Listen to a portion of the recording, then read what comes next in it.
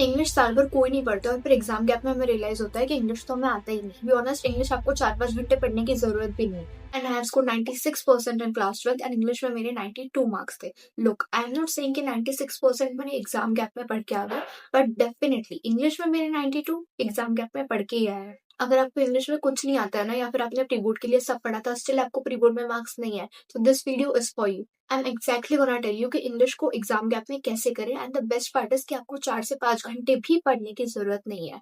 Starting में English में आपका क्रिएटिव सेक्शन होता है जिसमें आपको कुछ नहीं करना होता है, उसमें आपको फ्री के मार्क्स मिलते हैं लिटरली। इसमें हमें पता होता है कि नोटिस हमारा 100% आएगा, इसके और में कुछ नहीं है। तो आपको क्या करना है, नोटिस का फॉर्मेट अच्छे से लर्न करना है। इसके आपको 2 से 3 क्वेश्चन सॉल्व करना है। लुक, आपको ज्यादा करने की जरूरत नहीं है, 2 से 3 क्वेश्चन आर इनफ। आपको वो क्वेश्चन अच्छे से सॉल्व करना है, पूरा क्वेश्चन स्टार्टिंग से लेके एंड तक पूरा लिख के अपने हाथों से।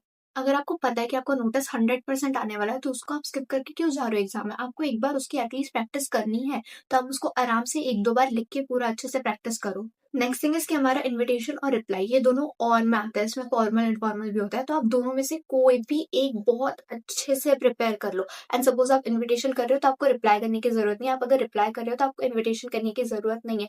फालतू में टाइम वेस्ट मत करना, दोनों में से कुछ एक ही करो, बट अच्छे से प्रिपेयर करो।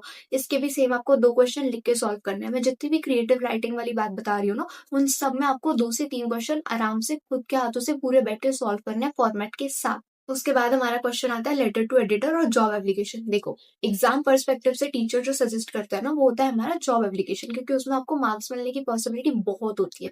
बट जो इजी होता है, पर्सनली मैंने भी लेटर टू एडिटर ही किया था, क्योंकि वो आपके लिए बहुत इजी से आता है और बहुत आसान होता है, आपको वही वही चीजें लिखनी होती है उसमें। तो what I will suggest is कि आप लेटर टू एडिटर की तरफ जा सकते हो, क्योंकि वो आपको बहुत आराम से and आसानी से हो जाता है। तो मेक श्योर कि अगर आप लेटर टू एडिटर कर रहे हो ना, तो आप जॉब एप्लीकेशन पढ़ने में टाइम वेस्ट मत करो, उसको छोड़ दो, स्किप कर दो, मत पढ़ो। और अगर आप जॉब एप्लीकेशन कर रहे हो तो आप लेटर टू एडिटर बिल्कुल मत पढ़ना, टाइम वेस्ट होगा। Same goes for next question, जो हमारा होता है आर्टिकल और रिपोर्ट राइटिंग। दोनों में से कोई भी एक अच्छे से प्रिपेयर कर लो, आपको जो इजी लगता है वो आप कर लो। एंड दोनों में से एक ही करना, सेकंड चीज मत करना। Look, what I did was कि जितनी भी क्रिएटिव राइटिंग वाली चीजें है ना, मैंने उसका एक वन शॉट देखा था डियर सर वाला, जिसमें उन्होंने बहुत अच्छे से सारा फॉर्मेट वगैरह एक्सप्लेन किया था। आप कोई भी वन शॉट देख सकते हो, जो आपको देखना है वो देखो। एंड देन खुद से 2-3 क्वेश्चन प्रैक्टिस करो और आपका क्रिएटिव राइटिंग इज डन। इससे ज्यादा आपको इसमें करने की जरूरत नहीं, इतने में आपका आराम से हो जाएगा। एंड लुक, मुझे पता था कि मुझे क्या करना है, मुझे नोटिस करना है, मुझे इन्विटेशन करना है, मुझे लेटर टू एडिटर करना है, मुझे आर्टिकल करना है। तो मैं इन्हीं 4 चीजों की वन शॉट देखूंगी और इन्हीं 4 चीजों की प्रैक्टिस करूंगी, क्वेश्चन सॉल्व करूंगी। बाकी जो इसके और वाले उसको बिल्कुल मत देखना, टाइम वेस्ट होगा। ट्रस्ट मी गाइस, इस वजह से आपको बहुत सारा टाइम बचेगा एंड एग्जाम में भी आपको बहुत अच्छा होगा। तो मेक श्योर आप जो अटेम्प्ट करने वाले आप उसकी ही प्रैक्टिस करो और वालों को छोड़। जितनी भी चीजें हैं ना, ये सब इन सब के फॉर्मेट आप आराम से एक जगह पे बना लो एंड एग्जाम की सुबह सुबह उसको पढ़ के जाना, जिससे आपको फॉर्मेट में कंफ्यूजन नहीं होगा एग्जाम के दिन।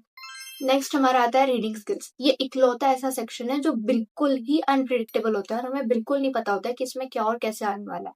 तो लुक, आपके एग्जाम में जितने भी दिन बाकी, आपको रोज एटलीस्ट 2 क्वेश्चन पैराग्राफ के सॉल्व करने हैं एट एनी कॉस्ट। इसको बिल्कुल स्किप मत करना।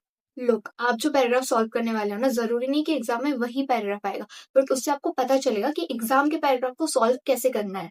जैसे आपको अगर रीडिंग सेक्शन नहीं आ रहा है ना, आप पैराग्राफ पढ़ते रह जाते हो, जिसकी वजह से आप बहुत फ्रस्ट्रेटेड हो जाते हो, जिसकी वजह से आपका पूरा कॉन्फिडेंस खराब हो जाता है।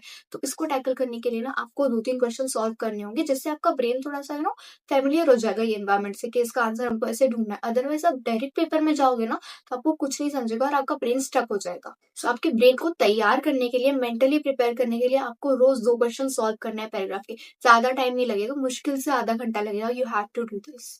नेक्स्ट थिंग इज कि हमारा लिटरेचर वाला सेक्शन। देखो, हम पूरा चैप्टर पढ़ते हैं, समरी पढ़ते हैं, सारे क्वेश्चन आंसर्स रट लेते हैं, बट एग्जाम में वो सब आता ही नहीं है। सीबीएसई कभी तुमको एग्जाम में सीधे इंग्लिश के क्वेश्चन पूछेगी ही नहीं। वो तुमको ऐसे क्वेश्चन पूछेगी कि इस चैप्टर में इस कैरेक्टर का आप स्केच बताओ, या फिर इसका सेंट्रल आइडिया बताओ, या फिर इन दोनों चैप्टर को कंपेयर करके बताओ, या फिर इन दोनों कैरेक्टर्स को कंपेयर करो। वो आपको ऐसे टेढ़े मेढ़े क्वेश्चन ही पूछने वाली है।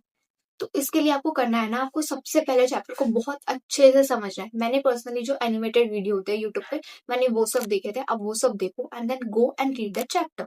उस चैप्टर को जब आप रीड करोगे ना तो आपको समझेगा कि उसका सेंट्रल थीम क्या है या फिर कैरेक्टर स्केच क्या है। तो what you have to do is कि इंग्लिश में आपके ज़्यादा नोट्स नहीं बनता है, मुश्किल से एक चैप्टर के लिए आधा पेज भरेगा। तो आपको साइड बाय साइड नोट बनाना है, उसमें सारी इंपॉर्टेंट चीज़ें लिखनी है उस चैप्टर के रिलेटेड। आई विल सजेस्ट कि आप डियर सर की जो वन शॉट होती है ना, आप वो देख सकते हो। उसमें सब कुछ कवर होता है, लाइक वो वन शॉट में पूरा फ्लेमेंगो करेंगे, वन शॉट में पूरा विस्तार करेंगे, सब कुछ उसमें कवर हो जाएगा, तो आप वो देख सकते हो। जो पूरा फाइनल वाला वन शॉट होता है ना, जिसमें सब कुछ कवर होता है, वो आपको पेपर के 1 दिन पहले देखना होता है। बट जो पहले आपको प्रैक्टिस करने के लिए है ना, आपको उसके लिए वन शॉट चैप्टर का पर्टिकुलरली देखना पड़ेगा, चैप्टर रीड करना पड़ेगा एंड उसकी समरी वगैरह जो होता है, उसका सेंट्रल आइडिया, उससे आपको कोई जो थीम वगैरह है वो निकाल के खुद के नोट्स में लिखना होगा।